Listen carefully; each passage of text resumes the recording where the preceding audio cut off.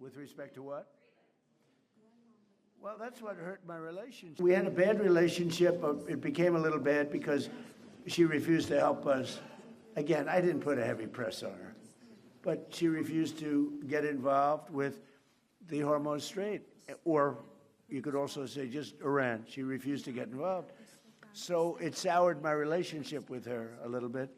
But I like her. I think she's a nice person, actually, but I think she made a mistake.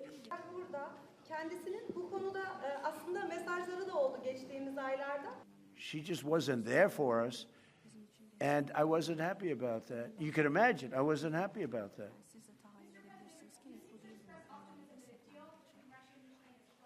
Why do you think that? What conditions have changed? Did Putin...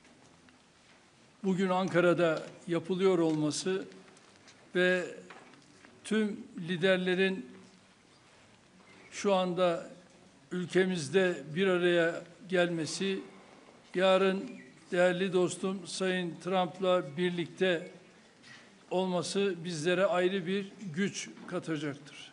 The fact that we are convening here today for the NATO Ankara summit and that all the leaders are arriving and have arrived with the presence of President Trump, which will be adding might and strength to our summit.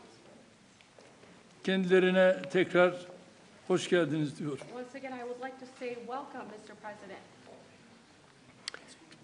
Well, I want to thank you very much. As everybody knows, it's been very much reported. We are great friends. The president has done an incredible job just landing at the airport, to see such a beautiful airport, and to have a building named after me. I was very happy about that. That was very nice. The airport is absolutely beautiful. The roads coming in were brand new and beautiful, and you've been a great leader and a respected leader all over the world, and we really do. We've had right from the beginning good chemistry. We've had a very special relationship. Turkey has become, under the president, a very powerful country militarily. People don't know how powerful, actually. They have a lot of our equipment, and they have a lot of great soldiers, and they're really somebody to be reckoned with. And the nice part is that because of the relationship that we have, it's all gone very well. I just want to say that I have a lot of respect for the president, and I think it's really to the benefit of both countries. We're going to be talking today about trade. We're going to be talking about other things having to do with the military, lots of different things. Probably we'll mention Iran, where we have essentially decimated their military. They cannot have a nuclear weapon. And we're going to have some very good discussions. But we do a lot of trade with Turkey. We make great things, and they make great things, and we've had it's had a very big impact on both of our countries. So I just want to tell you that it's an honor to be with you, and we're going to have a lot of good meetings. We're going to have good dinners, good food. We're going to have a good time, but mostly we're going to have a lot of work, and we're going to do good things for our countries. Thank you very much, Mr. President. Thank you. Sayın Cumhurbaşkanım, havaalanına kadar geldiniz. Çok teşekkür ediyoruz o yüzden. Çok uzun süren bir dostluğumuz var, biliyorsunuz. Son derece saygı duyduğum, yakın bulduğum bir insansınız. Buradaki buluşmalarımızda, görüşmelerimizde 3 konudan bahsedeceğiz. Askeri, ticari ve bir de İran konusundan bahsedeceğiz. Gerçekten çok güçlüsünüz. Çok güçlü askeri ve silah sanayi açısından çok güçlü bir yerdesiniz şu anda. Dolayısıyla teşekkür ediyorum ve çok iyi bir vakit geçirdiğinize inanıyorum. Thank you. Very much. Okay. Mr. President, are you going to sell F-35s to Turkey, and what about the legal restrictions? Well, it's a decision we're going to make. We have a very good relationship. I would think that many people, I can tell you, many people, including the people sitting right here, thinks, why wouldn't we do that? We have a better relationship with Turkey, and Turkey's been in many ways much more loyal than other countries that we think would be loyal. So, yeah, it's something certainly we would consider. It's a great plane. It's the best, currently the best plane by far. And it's certainly something we will consider, yeah. Yes, Daniel, please.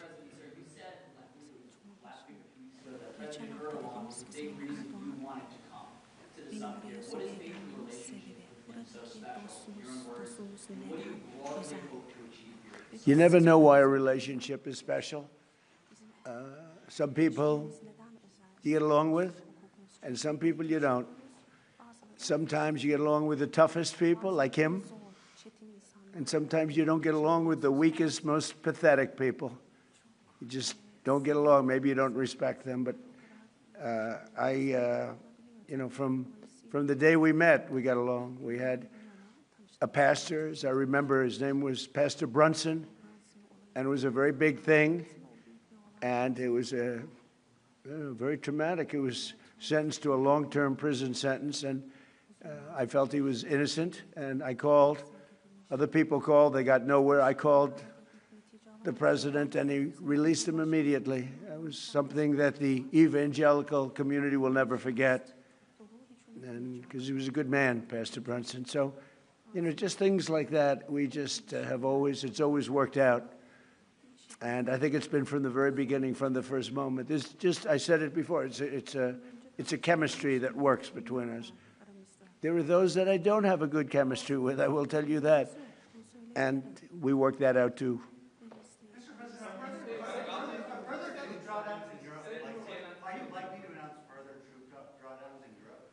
Say it? Are further troop drawdowns in Europe likely? And are you satisfied with the progress that NATO allies have made? Well, we're going to see. I was very disappointed with NATO. And frankly, if it weren't held in Turkey, where my friend happens to be a very strong leader, a very strong person, it's possible that I wouldn't have attended. I felt I had to attend because of the fact that, I know he's gone all out. It was a big thing to have NATO come to Turkey or any place else. It's a big thing. But we weren't treated well because we did something in Iran. We don't need anybody's help. I didn't even want their help. But before I asked, they said they wouldn't be there. And we've invested trillions of dollars in NATO. Why? To protect European countries and others, Canada, etc., but to protect people, countries from, generally speaking, it used to be the Soviet Union, now it's Russia. And I say that's fine, but you would think that they'd be very willing to do something to help us. And they really weren't. In the case of the United Kingdom, the Prime Minister, I guess he's no longer there, maybe because of this. It was a very unpopular thing he did. He said, no, we'll help after the war is over. I said, I don't need that kind of help.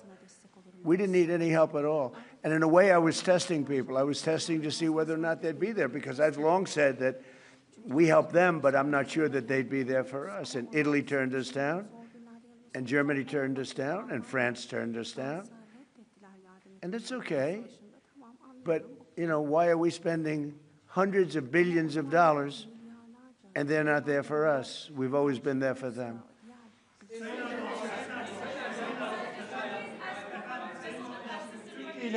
Türkiye ile Suriye arasında Türkiye'de efendim. İran'daki savaşın sona erdirilmesi için oldukça çaba sarf ettiniz. Müzakere süreci devam ediyor ancak nihai bir anlaşma noktasına gelinmiş değil.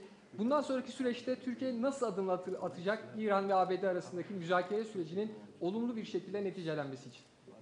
Bu süreçte yine aynı şekilde bizler İran-Amerika ilişkilerini nasıl bir düzleme kavuştururuz? Onun gayreti içerisindeyiz.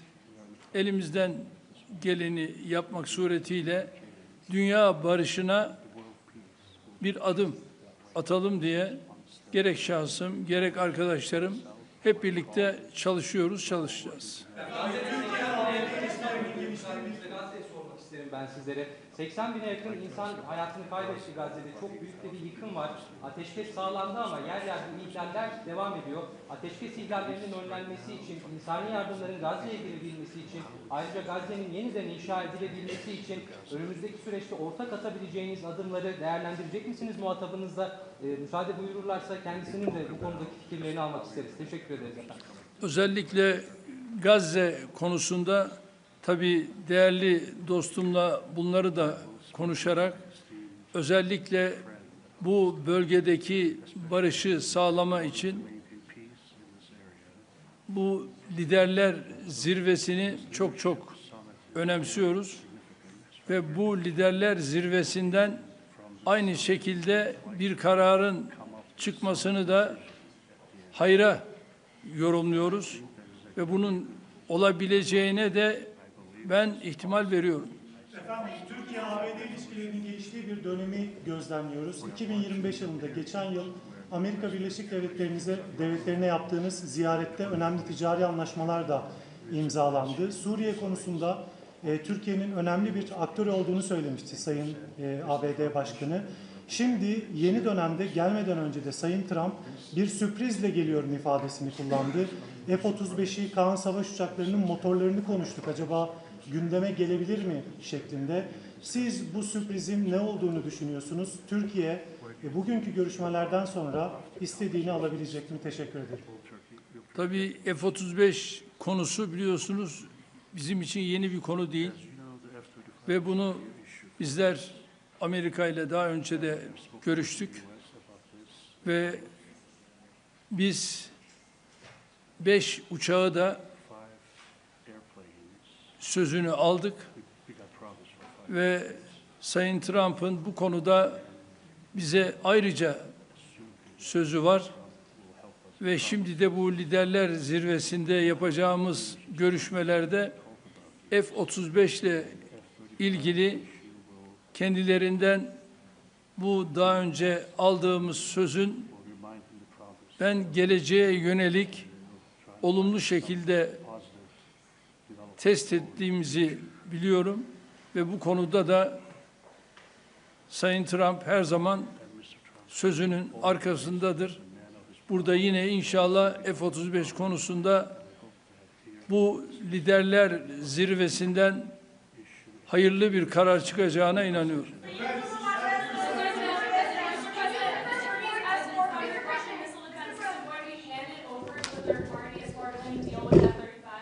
What does that mean? Is it going to be handed over to a third party?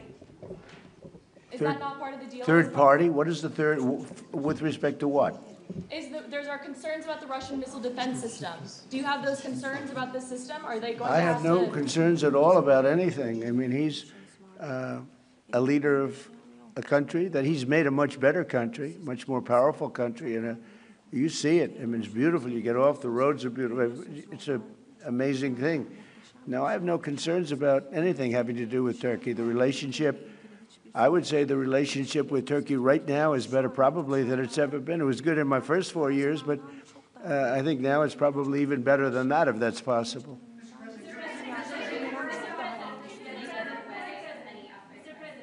Sir, U.S. military and Turkish military constitute a really strong and large military base for NATO. Are we expecting further defense cooperation out of this bilateral meeting, out of this NATO summit here in Ankara? Well, we're going to find out when I go there. We're going to find out. We're going to be having meetings. I'm very friendly with many of the leaders. You know, some of them are new. We don't know them. But, you know, I've been doing this for now sort of a long time. If you count the 4 years where we had a rigged election, you know, I was very much into politics then, too. But I spent the first 4 years. I spent 4 years in a little different state.